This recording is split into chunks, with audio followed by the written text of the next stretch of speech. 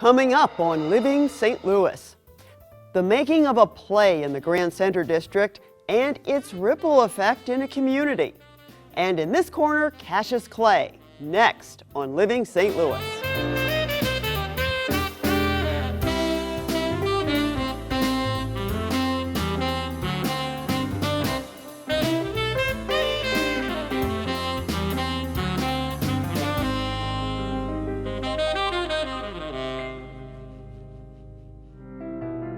Funding for KETC local productions is provided in part through the generous support of the Arthur and Helen Baer Charitable Foundation.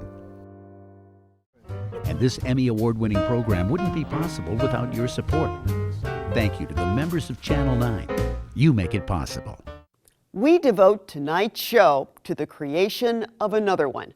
Metro Theater Company, located here in the Grand Center District, reaches out to the entire St. Louis region with content and programming that addresses the challenges faced by young people. But one play in particular hit close to home. As Kara Vaninger discovered, the project inspired local organizations and individuals to lend a hand and expand the theater company's reach. 1950s Louisville, Kentucky. A black youth, a white cop, a stolen bicycle. It was a meeting that, even today, had the potential to end badly. Instead, it led to the rise of a cultural sensation and world-renowned athlete, a man who is simply referred to by many as the greatest. Greatness often occurs when the right things happen to the right people at the right times, even if those times are dark. Metro Theater Company's production of And in This Corner, Cassius Clay explored that theme, both on stage and in the community. There ain't no Negro superheroes. Sure there is. Me and Sugar Ray Robinson. There ain't no Negro superheroes, and there ain't never gonna be no Negro superheroes. You looking at one. Metro Theater Company's mission is inspired by the intelligence and emotional wisdom of young people. We look for projects and productions and programming that really takes into consideration what young people are dealing with and what they're going through in their daily lives, as well as the artistic expression that will help to synthesize or help to give perspective to social issues, personal issues, any of the issues that a young person growing up in our community might be dealing with. I had been in St. Louis for just about a year. 7 months into my time here, Michael Brown was shot. The ripple across the country had started to happen, and I had been looking for a play that would address the confusion that I think a lot of us were feeling, and especially young people. I think young people were feeling all this energy and wanting to do something with that energy. I was not looking for a play that would dictate how they should feel or what they should do. I was looking for a play that would help them to process, help them to start conversation, and help them take action in a positive way. I was approached by Stage One Family Theater out of Louisville, Kentucky, whose mission is to create theatrical experiences for families and for young audiences primarily. And they had this idea of, you know, let's take our young people on a journey through the eyes of one of our most cherished American heroes. Let's show the kids of Louisville, you know, that he was also started out just as a kid in Louisville, just a young person running around the city like they are, you know, trying to figure out what they want to do with themselves. I went on this journey of research, going around the city of Louisville, talking to people that Cassius grew up with, and, you know, piecing my story together. The world of sports is wide. You got heroes and villains, all sorts of colorful folks that bring joy to the millions. They run, they jump, they punch, they duck, they swing, they hit, they make us stand up. And the one thing in common between every and all, no matter how big they got, they started out small. They started out kids, like to play and laugh, like to get all dirty and never take baths. And I was no different. I read the play and I got chills. All young people start with the potential to be great. Our job as community is to take the barriers away, to let them achieve what they're capable of achieving. The Jim Crow laws in the 50s and 60s certainly weren't allowing that with Cassius Clay and his contemporaries. Luckily, when he was 12 years old and in a rage over someone stealing his bicycle, the cop he went to was Joe Martin.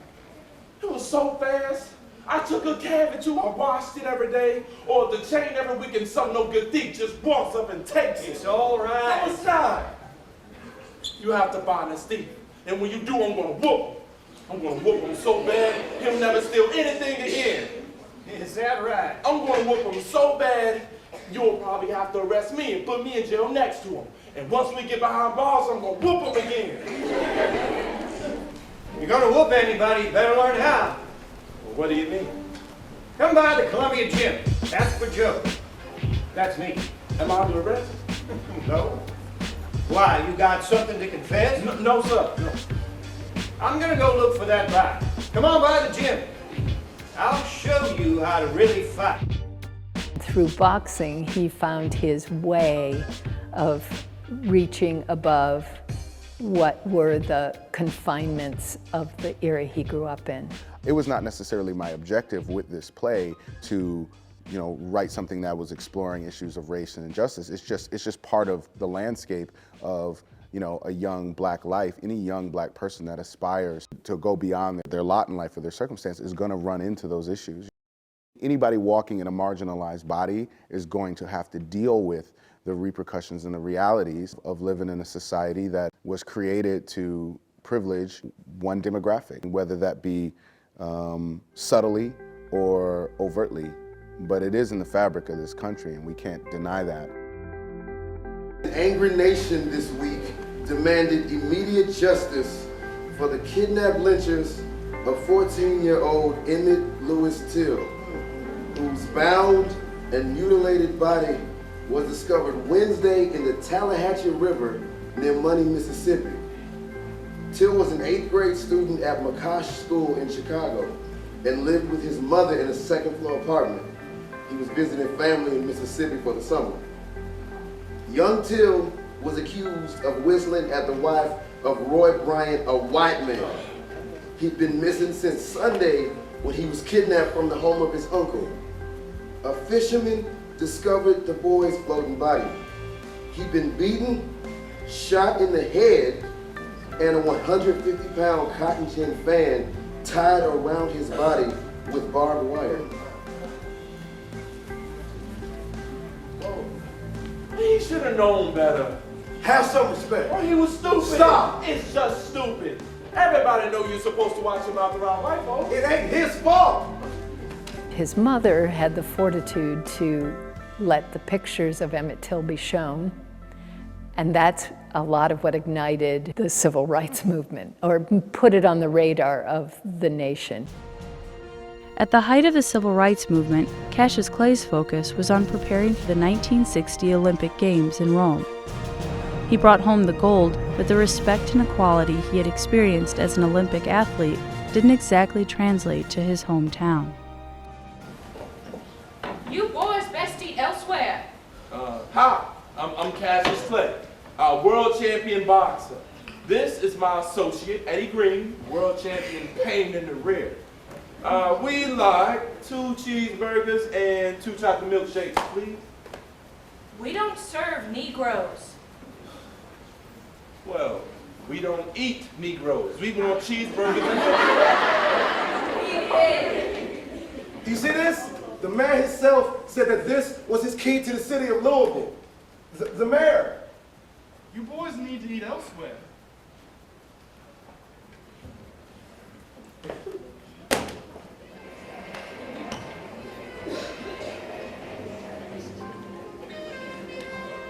As Cassius continued to have success in the ring, many of his contemporaries and friends were engaging in a different kind of fight.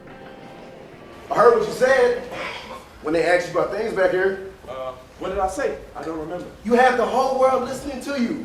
Man asked you how they treat Negroes back here, and you said we got qualified people working on that. Isn't that true? Is it? We do, don't we? Dr. King and him. This is not the cure for some I'm cause. a boxer, Eddie. I'm not some politician. You're a black man. You can be a plumber or a pilot, but you're still black. Look, them people bring me out to fight, to show what I can do. I don't You got something to say about everything. About who you gonna whip, what you gonna buy. Talk. When it's time to talk about something real, something that affects your family, your friends, now you got nothing to say. Eddie, why you on my back, huh?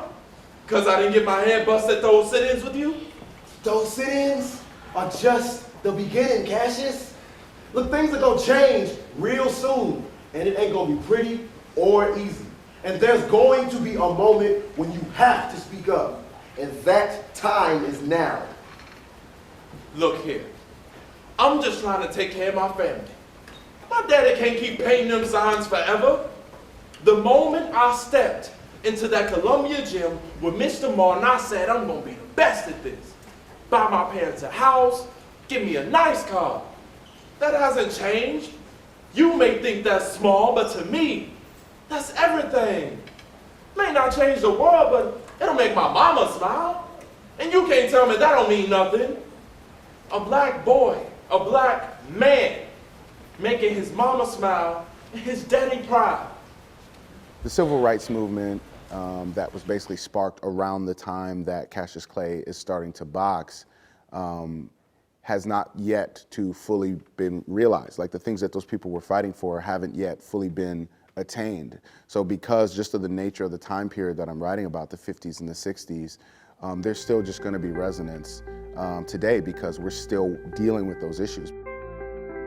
As I read the play, I realized that though these were events in history, though these had happened 50 or 60 years ago, there was an immediacy and a resonance that a young person watching it today was going to say, that's me, that's my story. And it was also a story that was full of hope and inspiration, and that to me was very important. It asked young people to think about issues that are not always easy to think about, that asked them to talk about these issues, and then asked them what they were going to do about them and how they can make their community a stronger, better place. Metro Theater Company creates support materials and programming that coincide with the themes of all the plays they produce, providing relevant classroom curriculum for educators and volunteer opportunities for their young audiences. As we took on this project, we began to see that this could have an even greater community impact. The community response to And in This Corner, Cassius Clay was overwhelming. Thanks to partnerships developed around the play, almost 6,000 students from all over the St. Louis region were provided with the opportunity to attend a matinee of the show. All kinds of people in St. Louis were kind of coming out of the woodwork to say, we want to be a part of this. People who were interested in the racial equity issues, teachers who were interested in finding a place to have this conversation with their students, people who are interested in social justice issues. We created what we have come to call the Cassius Project, which is bigger than just the production. Playwright Idris Goodwin visited St. Louis to attend several matinees and participate in post-show panels. He also took part in a spoken word event hosted by Normandy High School. The first writing I ever did was, poetry, raps, things like that. So rhythm and rhythmic writing is at my foundation. My way in for this play was the fact that, I consider Muhammad Ali the spiritual godfather of hip hop. He always had a poem, he always had a rhyme, he had that sort of bravado and that sort of playful nature. For me, that was the way into this play, was like through the rhyming monologues that he has. They won't give you any water in there.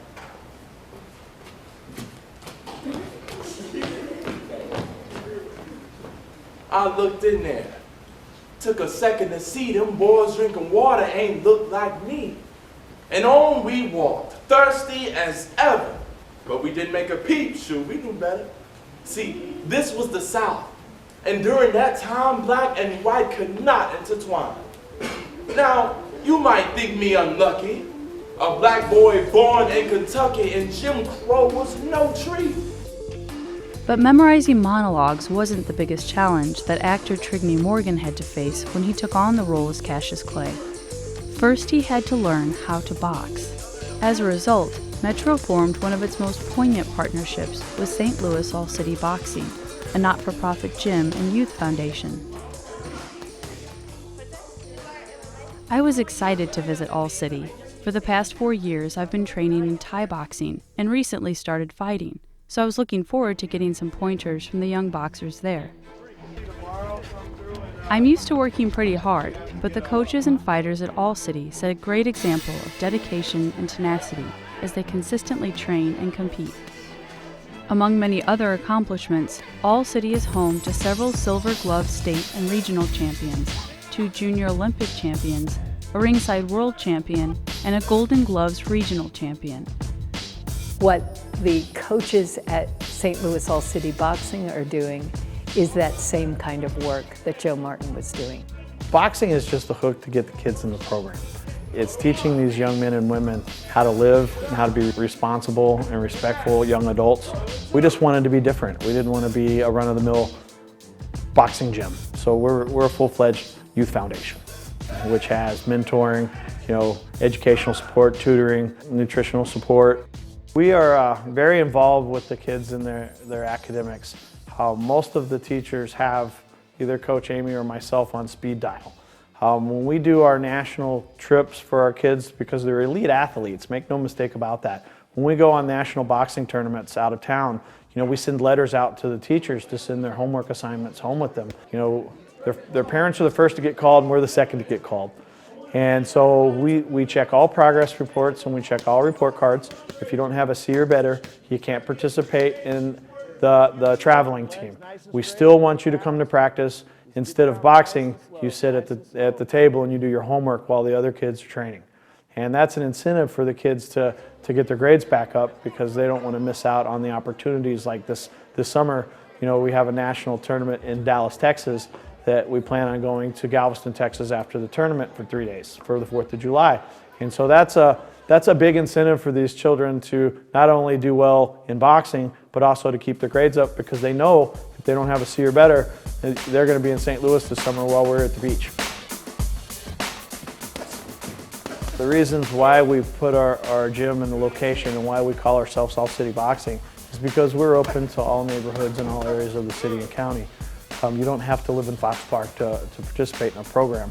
You do have to have a good attitude and have to be willing to work hard and have to be coachable. The program they've got going is really swell, and those kids, there's some of the top kids in the country are there. It's really out of control what they're doing, and with such a little bit of resource. When we first got involved with the Metro Theater, my wife received a phone call that if we would be interested in helping them select actors for the play. So we actually took 6 athletes in our program, young men, to the audition. And so our kids actually got to show the actors how to stand in their boxing stances, how to throw the 1s and 2s, how to slip a punch. So everybody in your boxing stance. Step forward, step back. It was amazing to watch 10 and 11-year-olds teaching professional actors boxing skills. It changed the whole nature of what was going on in the room. That was one of those times when you think, okay, everybody in this room knows this is more than just a play. They are seeing these young people are the epitome of what Cassius Clay was at the age of 11. These young people with this discipline and this respect for the art and the athleticism that's involved in boxing. The actors walk in and you can see that those young people look at Trigney Morgan, who's playing Cassius Clay. They look at him and they are seeing Cassius Clay. So there's this mutual respect happening that is really beautiful. Our kids took a big sense of pride away from that that they have value and they offered a value to the play that they wouldn't have had an opportunity to do if it wasn't for the Metro Theater.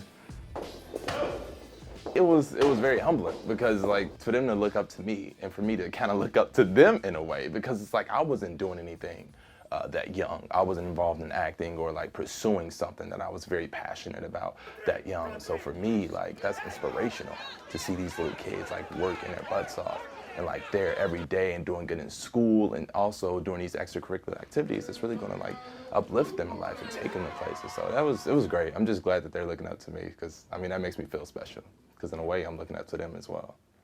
I have no doubt that some of these young people that we see working in that gym right now who are 10, 11, 12 years old, we'll see at the Olympics 6 or 7 years from now.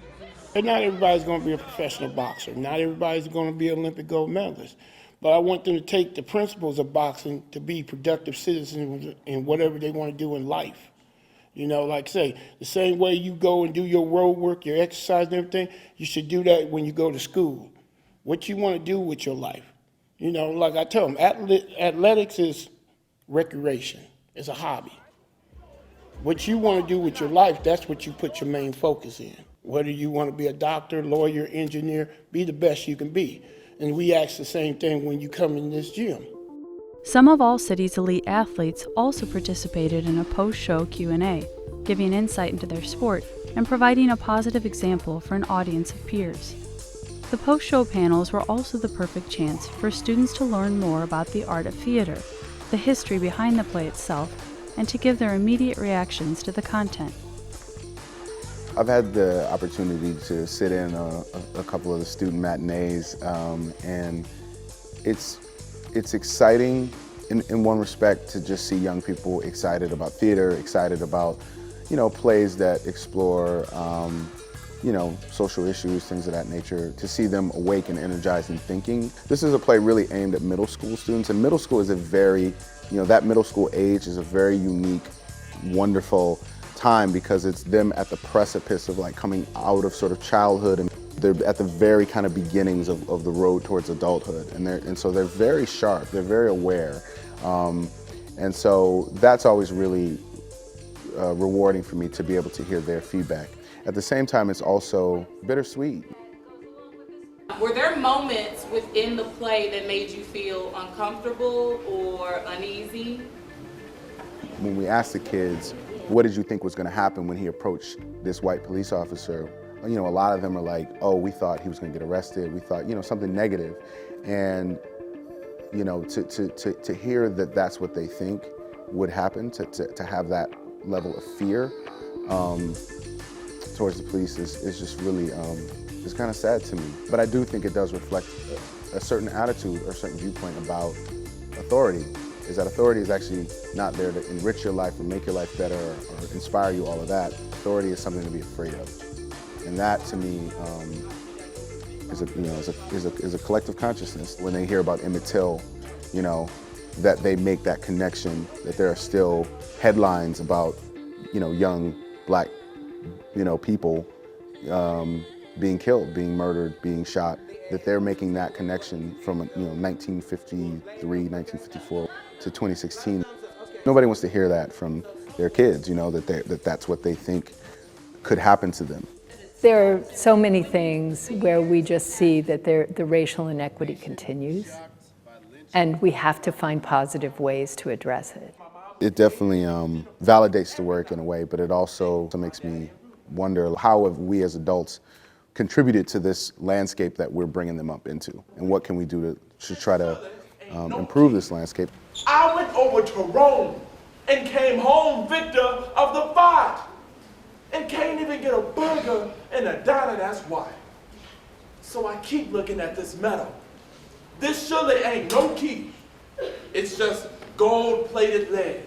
It'll sink easily. I think about Jack Johnson, Joe Louis, Sugar Ray, great black boxers bullied by the US of A. And I might have been playful, arrogant, brash, but I wouldn't be treated like second class. So I took off that medal, held it firm in my grasp, and threw it hard as I could. And then I heard splash.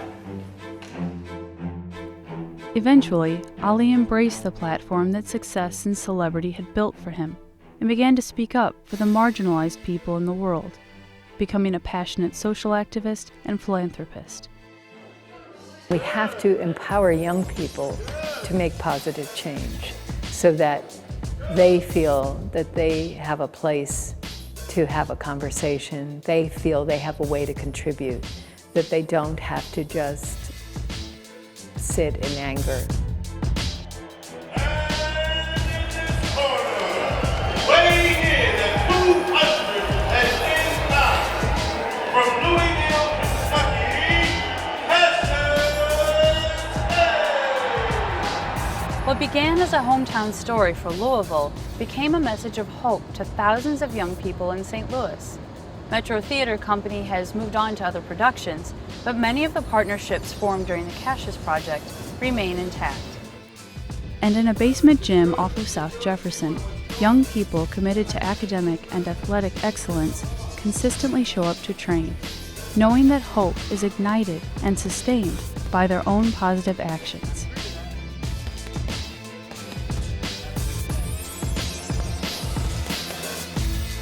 That's our show for now. We will be back on Monday, June 27th with a look at the people and places in Grand Center of which you may not be aware. I'm Ruth Easdell. Thanks for watching, and we'll see you next time. Funding for Living St. Louis is made possible through the Mary Rankin Jordan and Eddie A. Jordan Charitable Foundation and through the generous support of the members of KETC.